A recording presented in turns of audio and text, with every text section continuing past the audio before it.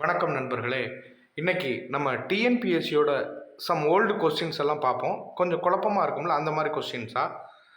First வந்துட்டு, மகாத்மா காந்தி பங்கேற்ற முதல் சாகும் வரை உண்ணாவிரத போராட்டம் எது?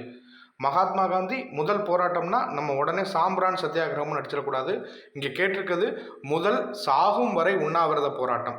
சாம்பிரான் சத்தியாகிரகம் நமக்கு தெரியும், ஃபஸ்ட்டு போராட்டம் 1917 நடந்துச்சு, 1917 நடந்துச்சு.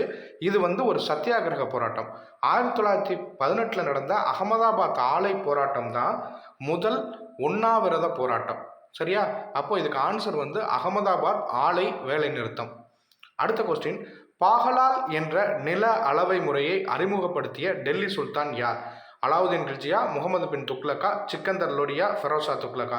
நமக்கு நில சீர்திருத்த முறை செய்த சுல்தான் அப்படின்னாலே நமக்கு அலாவுதீன் கில்ஜி ஞாபகம் வந்துடுவார். அதனால் அவர் பேரை போட்டக்கூடாது.